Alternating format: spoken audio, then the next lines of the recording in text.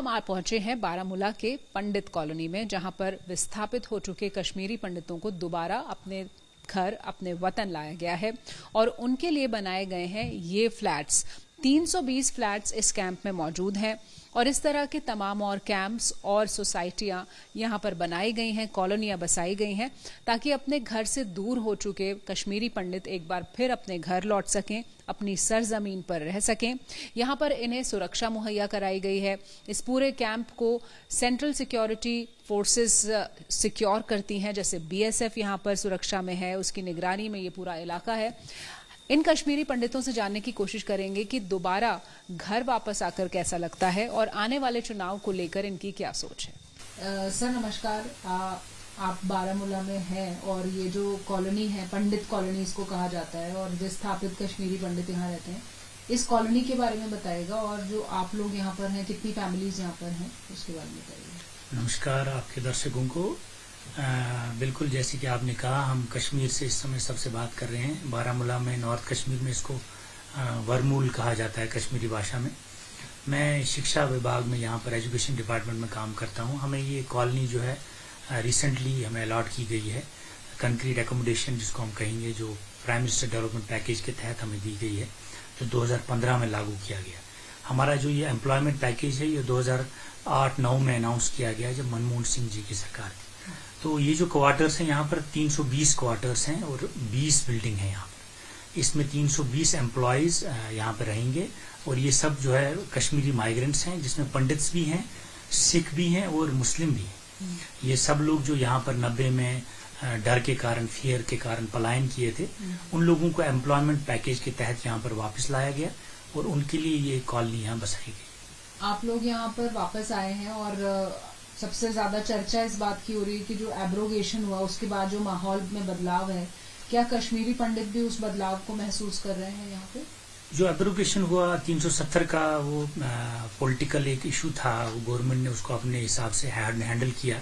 As a Kashmiri पंडित मैं ये कहूँगा कि कश्मीरी पंडित के लिए तब अच्छा रहेगा जब मैं अपने गाँव में जा सकूँ, या मैं अपने विलेज में जा सकूँ, या अपनी ज़मीन को देख सकूँ, या मैं उस तरह से अपनी ज़िंदगी गुजार सकूं जैसे मैं 90 से पहले गुजारता था। उस तरह के अगर कुछ स्टेप्स लिए जाएंगे तब जाके शायद कश्मीरी पंडित खुशी से कहेगा कि 370 से उनका कुछ बेनिफिट हुआ। टिल देन तो मुझे नहीं लगता हमारे लिए कोई इतना कुछ है। हाँ, 370 का स्टडिंग हिसाब से अगर देखा जाए, जो उसमें जो लिखा गया है, चीज़ें जो बताई गई हैं, उस लिहाज से गवर्नमेंट ऑफ इंडिया ने जो चीज़ें उनको सही लगी उन्होंने किया, उनको सही लगा और मेरे ख्याल से ये ऑलरेडी थोड़ा डाइल्यूट भी हो चुका था। सर अभी भी आप लोग इन कैंप्स में रहते हैं जिनको हम देख रहे हैं कि सिक्योर रखा गया है, काफी सिक्योरिटी यहाँ पे रहती है, तो क्या अभी भी कुछ असुरक्षित महसूस करते हैं कश्मीरी पंडित इन कैंप्स में? नहीं, मैं कहूँगा कि काफी हद तक सिक्योरिटी इम्प्रूव हुई है जेएंडके की, मानना पड़ेगा। गवर्नमेंट ने काफी मेजर्स लिए हैं और मेरे ख्याल आर्मी का बड़ा रोल है इसमें। आर्मी ने जो पिछले 30 सालों से यहाँ पर काम किया है उसने बड़ा इम्प्रूव किया है, उसका बहुत इम्पोर्टेंट रोल है। जेएंडके पुलिस को हम इग्नोर नहीं कर सकते, बहुत मेजर रोल रहा है।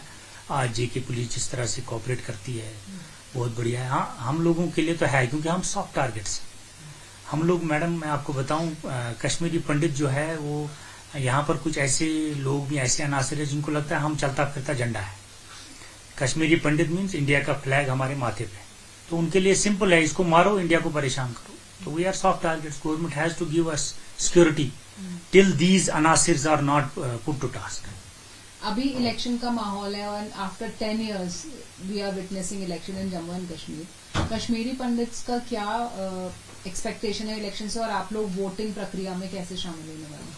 वैसे तो यहाँ की आवाम कह रही है, हम एलजी साहब से बड़े खुश हैं, हमें इलेक्शंस नहीं चाहिए। मनोज सिन्हा साहब से बहुत खुश हैं क्योंकि सबसे बड़ी बात जो एलजी एडमिनिस्ट्रेशन करती है वो ग्रीवेंस पोर्टल चलाती है। कोई भी एक आम इंसान वहां पर ग्रीवेंस में जाके अपनी एड्रेस कर सकता है ग्रीवेंस, मगर फिर भी एक रिप्रेजेंटेटिव पॉलिटिकल सिस्टम बहुत जरूरी होता है डेमोक्रेसी में।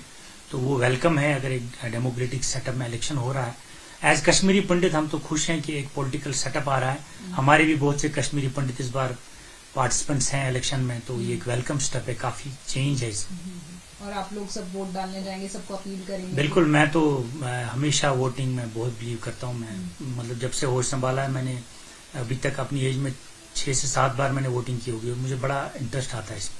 हमारे लिए स्पेशल फैसिलिटी भी रखी गई है पोस्टल बैलेट की। तो मैं चाहूंगा कि सारे मुलाजिम, सारे जो कश्मीर में इस समय कश्मीरी पंडित हैं, उन सबको वो अवेल करनी चाहिए और अपना हक जो है उसको जरूर कास्ट करना चाहिए, जिसको भी वो चाहे। सर, आप लोगों की जो जनरेशन है उसने बहुत ही एक व्यथा देखी 90 के दशक में। अब जो आगे आने वाली आपकी जनरेशन है, जो बच्चे हैं, उनके लिए कैसा फ्यूचर आप लोग चाहते हैं?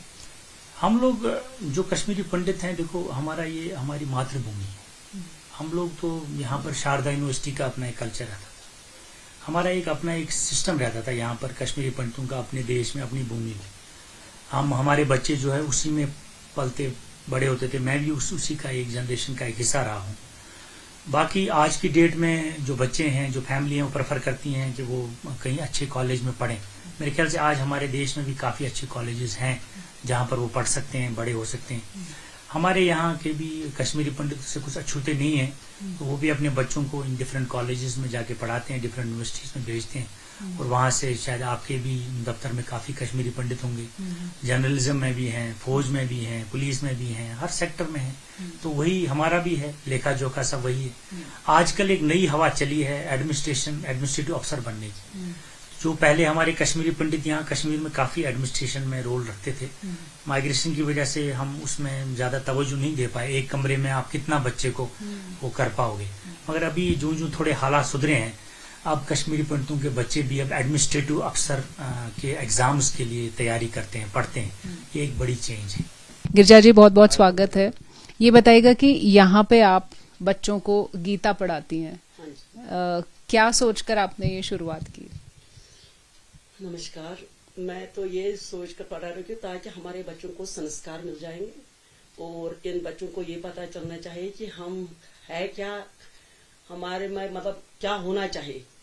तो जैसे हमें अपने माँ बाप ने, अपने बुजुर्गों ने हमें जो संस्कार दिए हैं, तो वही हम चाहते हैं कि इन बच्चों को भी मिलने चाहिए।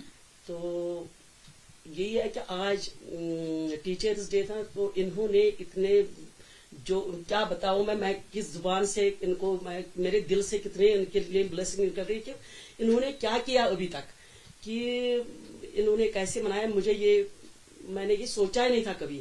मैं सोचा छोटे बच्चे हैं, इनको गीता जी पढ़ा रहे हैं, हम तो चलो करते हैं। लेकिन इन्होंने वापस मुझे क्या आज किया कि मैं हैरान हो गई। ताकि ये है कि इनको पता चल गया कि मतलब क्या कर रहे हैं हम।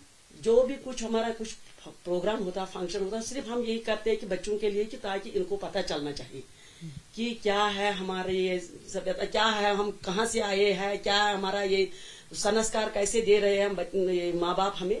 तो मैं यहाँ यही कोशिश कर रही हूँ कि जितना हो सके कि मैं इनको भी बोल रही हूँ, भगवान से प्रार्थना करो सभी सही सलामत रहे।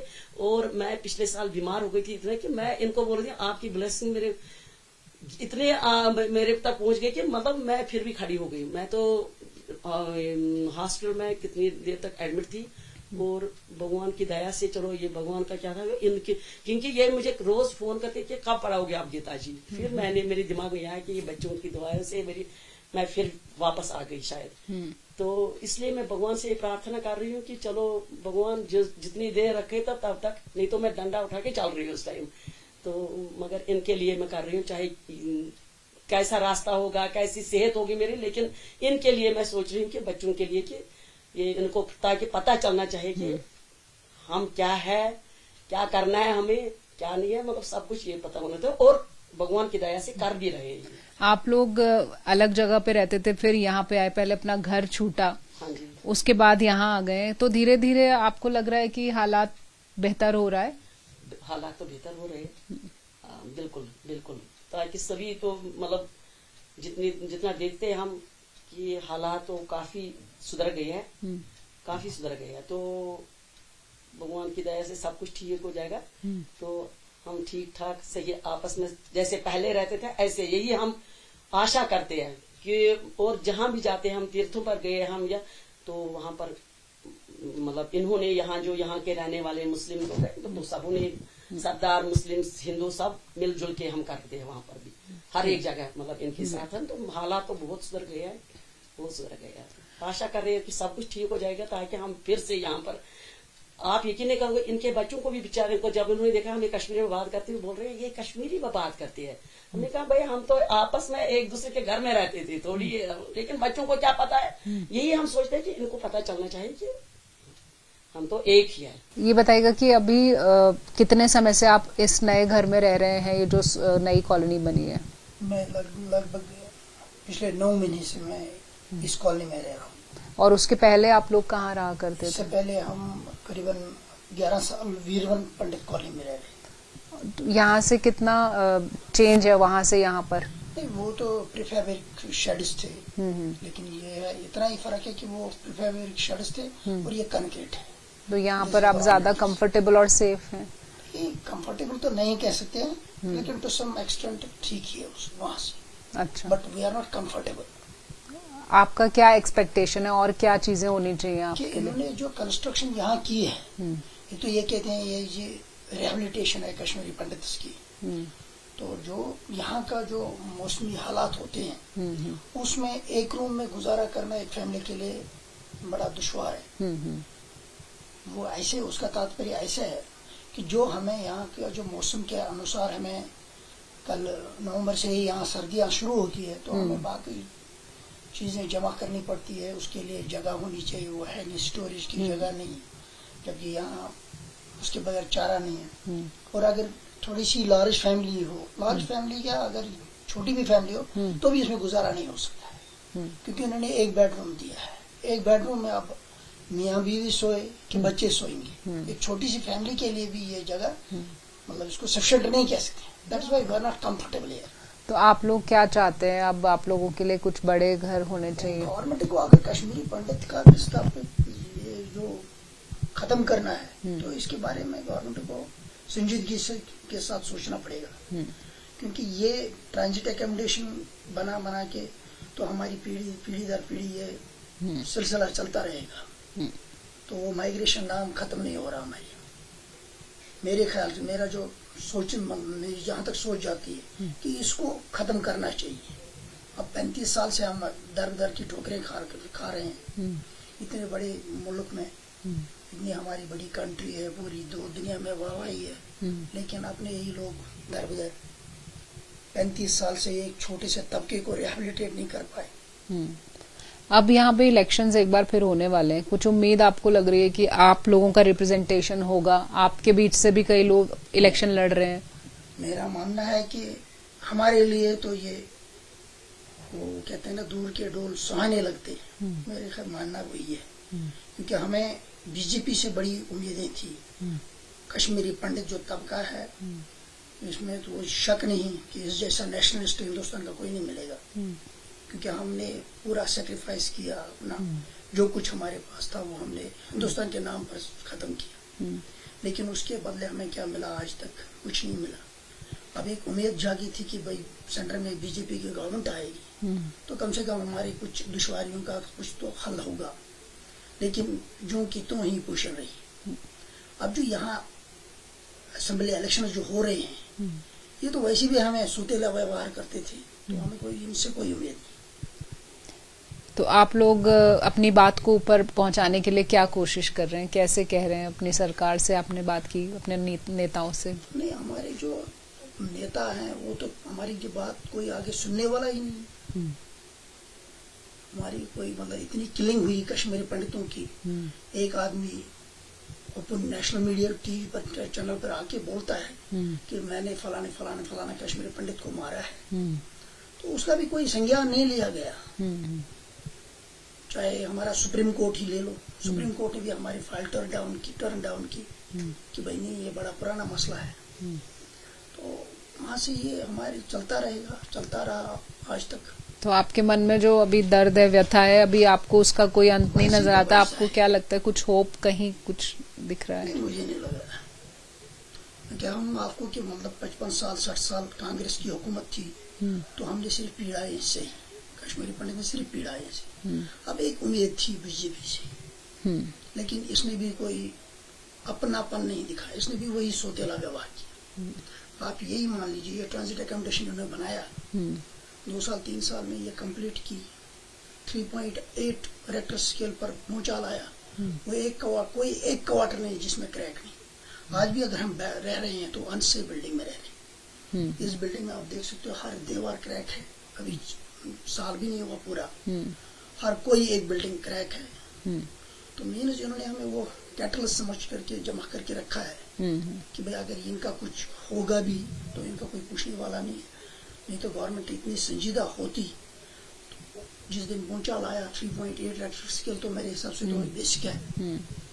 इतने क्रैक्स आए इसमें, किसी गवर्नमेंट ने, किसी यहाँ की किसी एडमिनिस्ट्रेशन कोई नोटिस नहीं ली उसकी। आपको कभी अब जैसे थोड़ा आपका कश्मीर में जहाँ पर घर है, आप सोचते हैं कभी आप वहाँ पर वापस जा पाएंगे? नहीं, देखिए हमारा सोचना तो मैं तो सोचूं आज ही जाऊं, मैं तो सोचूं आज ही जाऊं मैं वहाँ। लेकिन जो मेरा हाल हुआ था, मैं वो नहीं चाहूं कि मेरे बच्चे या कोई मेरी आगे आने वाली पीढ़ी वैसी मुश्किलात का सामना करे। बेशक मेरी लैंड है वहाँ पर, मेरा सारा कुछ है वहाँ पर, लेकिन जिन हालत में हम वहाँ से निकले और जो हमने सारा कुछ, जो हमारे एंसेस्टर्स का सारा कुछ छोड़ के निकले, तो मुझे लगा कोई एक पेरेंट ऐसा चाहे कि मेरे बच्चों को कल वो फेस अगेन एंड अगेन करना पड़े, क्योंकि ये कश्मीरी पंडित की पहली माइग्रेशन नहीं थी 90 में। हमने लगभग मेरे ख्याल में ये 5वीं माइग्रेशन है कश्मीरी पंडित की, लेकिन हमारा कोई संज्ञान नहीं लेता है। बारामूला के इस नए कॉलोनी में रहने वाले इन विस्थापित कश्मीरी पंडितों का कहना है कि बहुत कुछ बदला है, लेकिन अभी बहुत कुछ होना बाकी है। ये चाहते हैं कि इनके नाम के आगे से माइग्रेंट यानी ये विस्थापित कश्मीरियों का टैग हटे, ये एक आम जिंदगी जी सकें, ये अपनी जमीनों को देख सकें जहां से ये छोड़कर भागे थे 90 के दशक में, और आने वाले चुनाव में कौन सरकार बनाता है, इन्हें उस हर सरकार से उम्मीद रहेगी कि इनके लिए चीजों को बेहतर किया जा सके। कैमरा पर्सन नासिर खान के साथ शिवानी शर्मा, बारामूला आज तक।